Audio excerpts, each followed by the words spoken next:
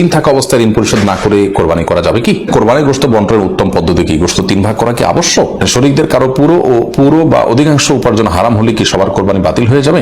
মৃতের পক্ষ থেকে কোরবানি করা যাবে এবং সেই গোশত কি নিজেরা খেতে পারবে? কোরবানির জন্য লাইভ ওয়েট মেশিন দিয়ে কোরবানি পশু ক্রয় করা কি জায়েজ হবে? আমার পরিবারের 4 সদস্য একটি ছাগল দিয়ে কোরবানি করলে হবে কি? তার আগে আপনি লিখেছেন আমার পরিবারের 4 সদস্য একটি ছাগল দিয়ে কোরবানি করলে হবে কি? আপনার 4 সদস্য বলতে আপনার স্ত্রী ছেলে মেয়ে তারা যদি হয় তাহলে সেক্ষেত্রে আপনার ছোট বাচ্চা কাচ্চা থাকলে তার তরফ থেকে আপনি পরিবারের কর্তা হিসাবে আপনি উপার্জনকারী, আপনার উপর কোরবানি বর্তায়, সেই হিসাবে আপনি কোরবানি করবেন। এটা ছাগল দিকে যথেষ্ট হবে ইনশাআল্লাহ তাআলা। নবী সাল্লাল্লাহু আলাইহি ওয়াসাল্লাম হাদিসে বলেছেন প্রত্যেক পরিবারের তরফ থেকে একটি করে কোরবানি বর্তায়। কিন্তু পরিবারে যদি একাধিক সদস্য তারা তাদের ভিন্ন ভিন্ন ইনকাম থাকে, আলাদা আলাদা সামর্থ্য থাকে, তৌফিক থাকে, তাহলে সেক্ষেত্রে সেটি ভিন্নতর বিষয়। নাজমুল ইসলাম সান আপনি লিখেছেন কোরবানির জন্য লাইভ ওয়েট মেশিন দিয়ে কোরবানির পশু ক্রয় করা কি জায়েজ হবে? লাইভ ওয়েট মেশিন দিয়ে কোরবানির পশু আপনি কিনতে পারেন এটার ন্যায্যতা নিশ্চিত করার জন্য। গোশতটা আমার উদ্দেশ্য না, কিন্তু আমি ন্যায্য মূল্য পাচ্ছি কিনা জাস্ট এটা অনুমান করার জন্য আপনি এটা করলেন, এটা হতে পারে। কিন্তু আপনি নিছক গোশতটাই মুখ্য, আমার গোশত বাজারে কত, তাইলে আমি এই কোরবানি গরু করবো না ছাগল করবো, আমার লস পড়ছে, দাম বেশি পড়ছে, এরকম উদ্দেশ্য থাকলে সেটা জায়েজ হবে না। জাস্ট আমাকে বিক্রেতা ঠকাচ্ছে কিনা এটি নিশ্চিত হওয়ার জন্য আমি তো গরু কেনা বাঁচাতে অভ্যস্ত না, একজন লাইভ ওজন থেকে আমি একটা আইডিয়া করার চেষ্টা করলাম জাস্ট ন্যায্যতার জন্য। উদ্দেশ্য যদি সেটি হয় জায়েজ আছে। এরপরে মঞ্জুর হাসান আপনি লিখেছেন মৃতের পক্ষ থেকে কোরবানি করা যাবে এবং সেই গোশত কি নিজেরা খেতে পারবে?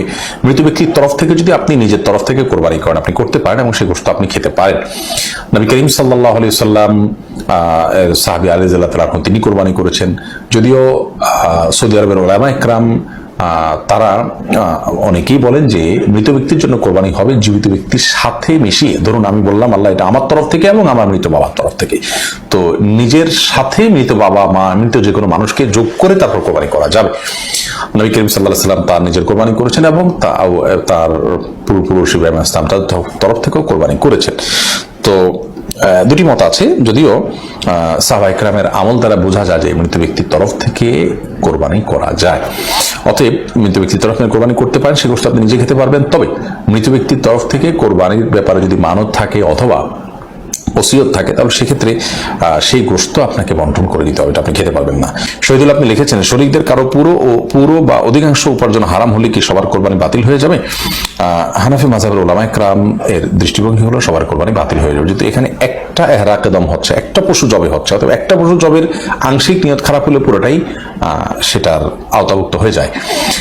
যদিও সৌদি আরবের স্কলার উলামা ইকরাম তারা এক্ষেত্রে ভিন্ন মত পোষণ করেন। তারা বলেন যে না, আল্লাহ বলেছেন ওয়াল্লা তাজরু ওয়াজরাতান বিজরা উখরা, একজনের পাপের বোঝা আরেকজন বহন করবে না। যিনি হারাম উপার্জন করছেন তিনি তার পাপ বোঝা বহন করবেন, আরেকজন তিনি হারাম উপার্জন করছেন না, তার হালাল থেকে করেছেন, তিনি কেন এর দায় বহন করতে চাবেন? অতএব তাদের মত হলো যে যার উপার্জন হালাল তারটা হয়ে যাবে, যারটা হারাম তারটা হবে না। মুশফিকুর রহমান লিখেছেন কোরবানির গোশত বন্টনের উত্তম পদ্ধতি কি? গোশত 3 ভাগ করা কি আবশ্যক? কোরবানির গোশত 3 ভাগ করতে হবে কিনা? এর উত্তর হলো 3 ভাগ করাটা প্রথমত আবশ্যক নয়, তবে উত্তম, ভালো। আল্লাহ রাব্বুল আলামিন কোরআনে কারিমে বলেছেন ফাকুলু মিনহা ওয়া আত'ইমুল কানিআ ওয়াল মুতাররা। অন্য আয়াতে আল্লাহ বলেছেন ফাকুলু মিনহা ওয়া আত'ইমুল বাঈসাল ফাকির। খোলাসা কথা হলো আল্লাহর নির্দেশনা হলো তোমরা কোরবানির গোশত থেকে নিজেরা খাও এবং যারা অভাবী মানুষ দুস্থ তাদেরকে দাও, আর যারা অভাবী দুস্থ নয় তোমাদের আত্মীয় স্বজন প্রতিবেশী তাদের সাথে শেয়ার করো। অর্থাৎ এই 3 ভাগে ভাগ করে আপনি কোরবানির গোশত দিলে বা ব্যয় করলে খরচ করলে সেটা উত্তম। কিন্তু 3 ভাগ সমান হারে করতে হবে, বেশি দিক করা যাবে না, এরকম না। আপনি নিজের জন্য একটু বেশি রাখলেন, গরিবকে দিলেন একটু বাড়িয়ে, প্রতিবেশী একটু কম দিলেন, অথবা আপনি নিজের জন্য খুব কম রাখলেন, গরিবকে বেশি দিয়ে দিলেন, করতে পারে একটু। মানে 3টা ক্যাটাগরিতে ভাগ করবেন, এটা হলো মূল বিষয়। এখন সমান করে 3টাই করতে হবে এমনটা বাধ্যতামূলক না, তবে সমান করে 3টা করতে পারলে সেটা অবশ্যই ভালো। আল্লাহ 3 ভাগ করতে বলছেন, আপনি এটাকে সমান করে করছেন, গণমুখ মানার চেষ্টা করেছেন, এটা ভালো, প্রশংসনীয়। কিন্তু এটাকে বাধ্যবাধক বিষয় মনে করা যাবে না। আমরা অনেকে এটাকে অনেক আবশ্যক বানিয়ে ফেলেছি। উনি স্বাধীন আপনি লিখেছেন ঋণ থাকা অবস্থায় ঋণ পরিশোধ না করে কোরবানি করা যাবে কি? ঋণ থাকা অবস্থায় ঋণ পরিশোধ না করে আপনি কোরবানি করতে পারেন কিনা? এর উত্তর হলো যে আপনার ঋণ দেখতে হবে কি ধরনের। আপনার ঋণটা যদি এরকম হয় যে আপনার প্রাপকের সাথে আপনার একটা চুক্তি আছে, একটা বোঝাপড়া আছে, আপনি তাকে কিস্তিতে আপনার ঋণ পরিশোধ করছেন বা একটা সময় নিয়েছেন, সেই সময় আপনি পরিশোধ করবেন, এরকম সিচুয়েশন থাকলে আপনি ঋণ দিচ্ছেন, আবার আপনি কোরবানি দিচ্ছেন, আবার ঋণ পরিশোধের মতো ব্যবস্থাপনা আপনার আছে, সেদিকে আপনি ধাপে ধাপে আগাচ্ছেন, তাহলে কোনো অসুবিধা নেই।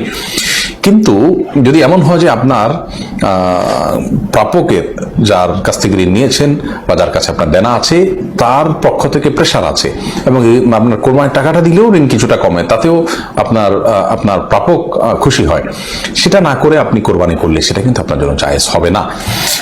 কারণ আপনি যদি ঋণগ্রস্ত থাকেন এবং ঋণ দেওয়ার মতো কোনো টাকা না থাকে, তাহলে সেক্ষেত্রে কোরবানি নয়, আপনার জন্য ঋণ দেওয়ার গুরুত্ব অনেক বেশি। আর যেমনটা আগে বলেছি, ঋণ দেওয়ার বিষয়টি যদি একটা সিস্টেমের মধ্যে থাকে, একটা কমিটমেন্টের মধ্যে থাকে, ধরুন 1 বছর সময় নিয়েছেন, সেই 1 বছর পর দিবের ব্যবস্থা আছে, এখন আপনি কোরবানি করছেন, কোনো অসুবিধা নেই, এটি আপনি করতেই পারেন।